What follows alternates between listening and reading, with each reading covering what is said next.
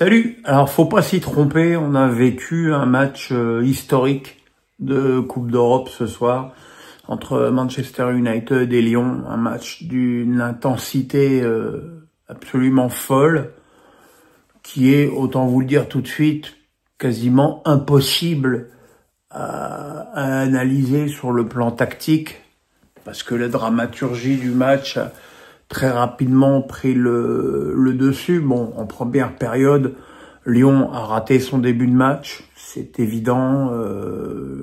La compo d'équipe de Fonseca n'était probablement pas adaptée au match, et surtout le fait que les milieux de Lyon jouent tous les ballons défensifs en 1 contre 1 contre leurs opposants de Manchester. Ce qui, évidemment, quand tu as en face de toi un joueur de classe mondiale comme Bruno Fernandes, qui a fait à peu près tout ce qu'il voulait pendant 120 minutes, c'est bien le seul d'ailleurs, et il te met dans l'embarras à chaque fois. C'est lui qui est au départ de cette action sur le premier but, où Garnacho fait un très beau contrôle orienté et centre pour Ugarte, qui marque le premier but. Vous me corrigerez si vous voulez, j'ai pas souvenir d'avoir vu Ugarte ne serait-ce que frapper au but quand il était au PSG, mais bon, là il a ouvert le score. Et puis Lyon avait du mal à revenir dans cette première période. Ils étaient à l'envers, et en toute fin de première période, Diogo Dalot convertit un ballon sur lequel Tagliafico essaye de dégager le ballon de façon spectaculaire et un peu inconsidérée, qui se fait donc éliminer. Le tir croisé de Dalot prend l'intérieur du poteau de Perry, ça fait 2-0 à la mi-temps pour Lyon. Et là, à ce moment-là, franchement, les Lyonnais étaient pas brillants.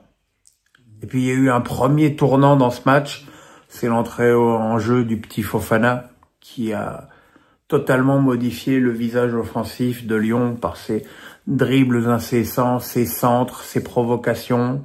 C'est lui qui provoque le but de Cherki, c'est lui qui provoque le penalty en prolongation. Donc vraiment l'entrée en jeu de Fofana, et c'est vraiment une bonne nouvelle pour l'OL de le récupérer pour maintenant ce qui sera le sprint final de Ligue 1. Entre-temps, Lyon avait réduit le score par Tolisso de la tête, qui avait repris une première tête de Niakité et une deuxième de déviation de la tête aussi de Lacazette, qui était lui aussi rentré en jeu. Derrière, donc, il y a cette égalisation de Lyon. Enfin, on comprend pas comment Manchester United, qui gérait vraiment de façon peinarde le match, avait pu se mettre à paniquer autant à partir de l'entrée en jeu de Fofana. Et puis il y a eu cette expulsion de Tolisso. Alors on est tous d'accord, la faute sur laquelle il prend ce deuxième jaune synonyme de rouge, elle est pas énorme, mais bon, je pense que l'arbitre a sanctionné l'accumulation de fautes de Coco pendant le match. Donc Lyon attaquait la prolongation à 2-2 avec cette infériorité numérique, ce qui n'a pas empêché Lyon de faire un début de prolongation flamboyant avec une équipe de Manchester qui avait totalement disparu des radars. C'est d'abord Cherki qui va donner l'avantage à Lyon d'un tir du gauche ultra précis. Pourtant, c'est pas un match où on a vu le meilleur Cherki, mais même dans ces circonstances, il est décisif. Puis il y a eu ensuite Fofana qui a provoqué ce penalty. On était en deuxième période de la prolongation, 4-2 pour Lyon. Et puis là, on se dit, voilà, là c'est bon. Il reste plus que 10 minutes. Normalement, au pire, on ira au tir au but, mais non. Lyon a craqué. Je pense que là, la conséquence de l'expulsion de Tolisso s'est fait sentir. Cherki a été obligé de sortir. Mata pouvait plus avancer. Voilà, les Lyonnais étaient à bout de force physiquement. Et puis il y a eu ce penalty concédé bêtement par Almada sur Casemiro, qui a permis à Manchester de réduire le score et d'y croire encore. Kobbie Mainoo qui a mis le le but du 4-4 d'une frappe enroulée.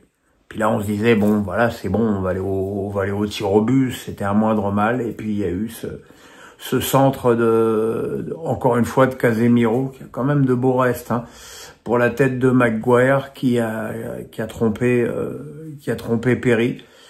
Voilà, 5-4, c'est évidemment incroyablement cruel, parce que le scénario, il était magnifique jusqu'à la 110e minute pour l'OL.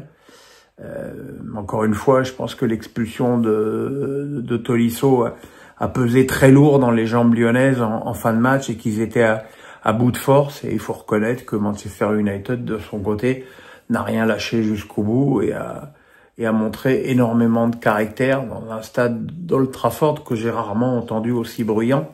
Voilà, il faudra se remettre de cette immense déception. L'avantage, c'est que Lyon va devoir l'avantage, on verra si c'est un avantage.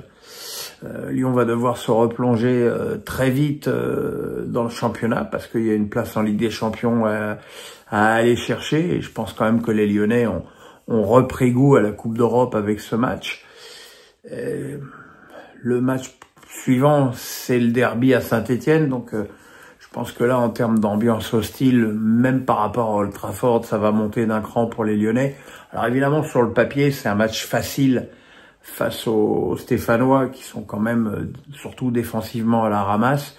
Mais attention à la déception, attention aux 120 minutes de jeu disputées, attention à la furia verte dans le contexte du derby.